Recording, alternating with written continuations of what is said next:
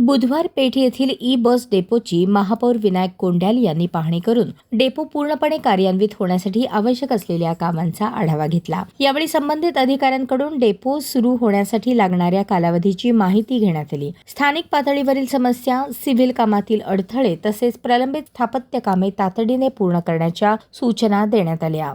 E बसेसच्या संचालनासाठी महत्त्वाची असलेली चार्जिंग व्यवस्था लवकरात लवकर पूर्ण करण्यावर यावेळी विशेष भर देण्यात आला। चार्जिंग स्लॉट बसवण्यासंदर्भात JBM कंपनीशी तातडीने संपर्क साधून आवश्यक कार्यवाही करण्याचे निर्देश संबंधित यंत्रणेला देण्यात आले। तसेच ई बसेसच्या दैनंदिन देखभालीसाठी आवश्यक असलेला वॉशिंग एरिया आणि वर्कशॉप यांची उर्वरित स्थापत्य कामेही वेगाने पूर्ण करण्याच्या सूचना देण्यात आल्या। ई बसेस सेवेत दाखल झाल्यानंतर त्यांची स्वच्छता, देखभाल आणि तांत्रिक दुरुस्ती सुरळीतपणे करता यावी यासाठी या सुविधा पूर्ण क्षमतेने तयार करणे आवश्यक असल्याचे महापौरांनी स्पष्ट केले।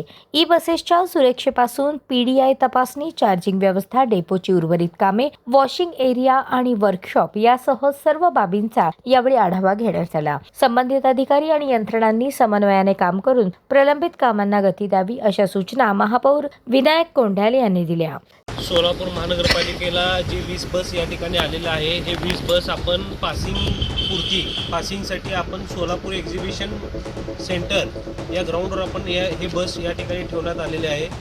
आज दिव्य मराठीला जी काही बातमी लागली की 300 रुपयाची जी लॅम्प आहे, 300 रुपयाचं लॅम्प आहे, ते इन्स्पेक्शनमध्ये या ठिकाणी काहीतरी त्या ठिकाणी आढळलं नाही असं त्यांच्याकडनं बातमी आलेली होती, पण ती अत्यंत चुकीची बातमी आहे।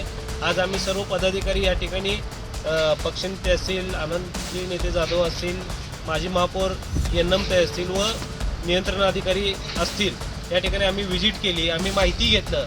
पण या ठिकाणी कंपनीकडनं जो साधा सगळ्या बसेसला या ठिकाणी, आणि कंपनीचा या ठिकाणी माणूस आहे, सगळ्या बसेसला तो जो छोटा लॅम्प असतो 300 रुपयाचा तो त्या ठिकाणी आहे, आणि 5 ते 6 गाड्यांना त्या कंपनीकडून 200 का 300 रुपयाचा तो लॅम्प आहे, तो लॅम्प लावायचा राहून गेला असेल, पण या ठिकाणी चोरी झाली असा हा प्रश्न कुठेही नाही। कारण का 24 तास सिक्युरिटीमध्ये 2 शिफ्टमध्ये सिक्युरिटीमध्ये आपण या ठिकाणी माणसं ठेवलेले आहेत, आणि त्यांच्या कंपनीचा माणूस देखील या ठिकाणी आहे, त्यांनी देखील या ठिकाणी कबूल केली की यदा कदाचित कंपनीकडनं पण राहून गेला असेल, तो 200 का 300 रुपयाचा लाईटचा लॅम्पचा लाईट आहे, तो बॅक साईडला असतो। पण या ठिकाणी चोरी वगैरे या ठिकाणी कुठलीही झालेली नाही आहे।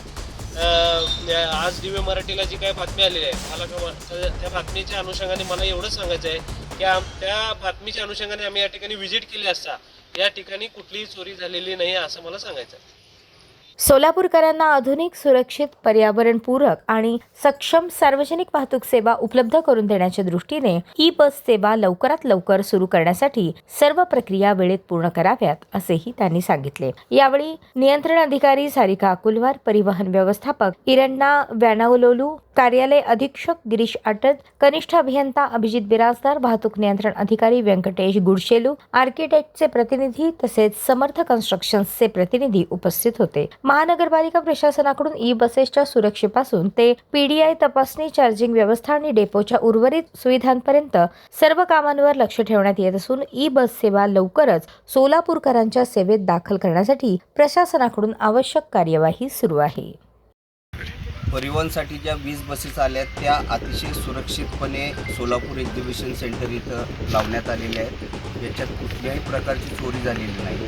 हे जे लॅम्प आहेत हे कंपनीकडनं 5 ते 6 गाड्यांमध्ये बसवायचे राहिलेले, कारण कंपनीचा माणूसही इथं उपस्थित आहे, तो सर्व इन्स्पेक्शन करतो। RTOला गाडी पाठवण्याच्या आधी सर्व इन्स्पेक्शन करून कंपनीच्या मार्फत पाठवली जाते।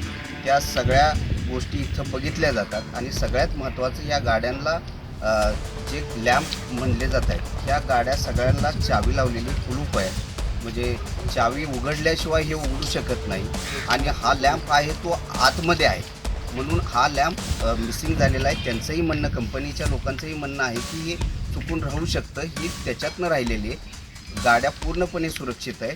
कुठल्याही प्रकारची महापालिकेच्या वतीने या सगळ्याची काळजी घेतली जाते की कुठल्याही प्रकारचे पद्धतीने बसेसचं नुकसान होऊ नये, आणि अतिशय सुरक्षितपणे या बसेस आलेल्या आहेत त्या सांभाळल्या जात आहेत, आणि चांगली बस सेवा, चांगली परिवहन व्यवस्था आपण उभी करतो आहे। आणि हे पहिलं पाऊल आहे. तर माझी सर्व पत्रकारांनाही विनंती की चुकीच्या पद्धतीने बातम्या जाऊ नयेत, जेणेकरून आपल्या सोलापूर महापालिकेची किंवा परिवहन व्यवस्थेबद्दल प्रश्नचिन्ह निर्माण होतील अशा कुठल्याही पद्धतीच्या बातम्या देऊ नयेत. कारण फार दिवस झालं परिवहन व्यवस्था बंद आहे आपण नव्याने उभा करतो आहे. तर आपल्या सगळ्यांच्या सहकार्याची गरज आम्हाला लागणार आहे. तर जेणेकरून अशा चुकीच्या निगेटिव्ह बातम्या येऊ नये यासाठी आपण सगळ्यांनी काळजी घ्यावी अशी मी विनंती करतो.